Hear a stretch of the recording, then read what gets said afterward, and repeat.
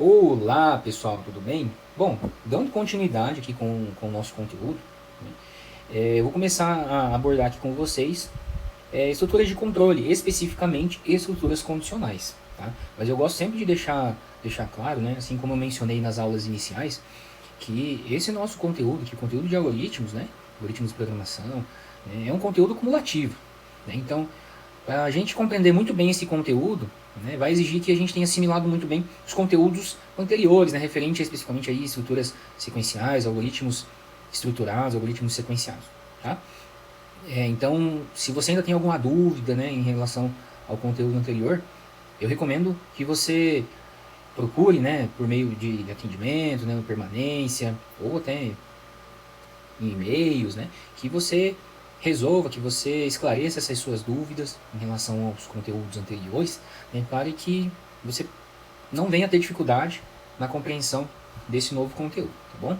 Bom, antes da gente começar a estudar de fato estruturas condicionais, eu gosto sempre de trazer uma pequena introdução, uma contextualização, né, até para a gente poder entender, né, por que estamos utilizando, por que vamos começar a estudar esse conteúdo novo, tá?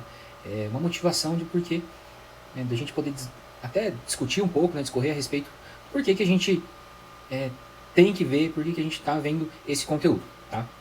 Então, basicamente assim, até o momento, a gente tem implementado algoritmos sequenciais, né, algoritmos estruturados. Em que sentido? Bom, eu tenho um determinado problema, para resolver esse problema eu implemento um algoritmo, onde esse algoritmo tem algumas instruções, onde essas instruções são executadas aqui nessa ordem, né, de cima para baixo, na ordem que for escrito, né, como a gente tem visto até o momento. E até o momento, obrigatoriamente, para resolver aquele determinado problema, né, aquele algoritmo, quando ele é executado, além das suas instruções serem executadas assim, de cima para baixo, qual que é a outra característica que a gente observa desses algoritmos estruturados, dessas estruturas sequenciadas? Exatamente, né? Com o que a gente viu até o momento, cada algoritmo que a gente implementou, todas as instruções obrigatoriamente são executadas, já que, né, na execução do meu algoritmo, as instruções são executadas linha por linha, né, passo por passo, de cima para baixo, né? Certo? E a partir desse princípio, a gente pode começar a se questionar do seguinte: dado um algoritmo, né, em todas as minhas situações, eu vou ter as minhas instruções, elas vão sempre ter que ser executadas. Ou seja, vai existir alguma possibilidade do meu algoritmo em determinado momento escolher um grupo de instruções, ou escolher uma instrução, ou mais instruções para serem executadas de acordo com uma determinada situação, ou contexto que acontecer durante a execução do meu algoritmo? A resposta para essa pergunta é sim, né? Existe essa possibilidade. Ou seja, a estrutura condicional ela vai permitir aqui para a gente, né, uma tomada de decisão do nosso algoritmo no tocante ao desvio de fluxo de execução. Ou seja, por meio da estrutura condicional, isso aqui, né, a execução linha por linha, obrigatoriamente de todas as instruções do meu algoritmo, vai ficar um pouco flexível. Ou seja, vai ter um momento em que o meu algoritmo ele vai ter algumas instruções que obrigatoriamente vão ser executadas, e vai ter um momento em que o meu algoritmo vai poder decidir qual ou quais instruções ele vai executar ou não, de acordo com uma situação, né, um contexto que o meu algoritmo vai estar lidando naquele determinado momento. Tá? Então a ideia aqui das estruturas condicionais é fornecer um maior poder aqui na programação, na implementação lógica da nossa resolução. Tá? Mas calma, tá? Calma que a gente vai ver com calma, né? com muita atenção aqui como que a gente vai organizar aqui as nossas ideias para implementar os nossos algoritmos. Tá? O objetivo principal não é complicar, a realidade é fornecer uma maior flexibilidade aí na organização e implementação dos nossos algoritmos. Beleza? Estrutura condicional simples.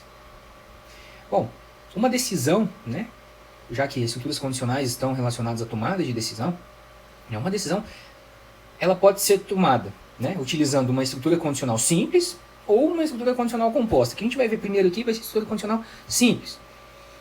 A estrutura condicional simples, ela vai ter, de forma geral, esse esqueleto, esse formato. Tá? Deixa eu mudar a corzinha aqui, colocando. Então, basicamente, eu vou ter essas palavras reservadas aqui. Se, então e fim C, né? O que mais que tem de diferente? Tem essa condição aqui, entre parênteses, né? E deixa eu ver aqui. Ah, tá. Bom, como que eu faço a leitura, né, a interpretação dessa estrutura condicional simples? Se a condição que estiver aqui entre parênteses for verdadeira, então tudo que tiver delimitado pelo C e o fim C vai ser executado. Se a condição que estiver delimitada aqui pelo parênteses for verdadeira, então tudo que tiver delimitado pelo C e o fim C vai ser executado. Tá? Isso se isso aqui for verdadeiro. Tá? Se isso aqui for falso, ou seja, se a condição delimitada pelo parênteses for falso, então tudo que está delimitado pelo C e o fim C vai ser I. Tá, mas aí tudo bem, né? O que significa esse tudo que tiver delimitado pelo C e o fim C? Bom, o que está delimitado, que normalmente vai estar delimitado pelo C e o fim C, né? Que é isso aqui. Deixa eu apagar aqui, colocar numa outra cor. Que é isso aqui, são instruções. E essas instruções, né, comandos, tem que ser pelo menos uma, né, ou várias. Por isso que é instrução 1 até a instrução N. Eu não sei quantas que são, né, mas para existir uma estrutura condicional, eu tenho que ter pelo menos uma instrução a ser selecionada, uma instrução a ser executada, pelo menos uma.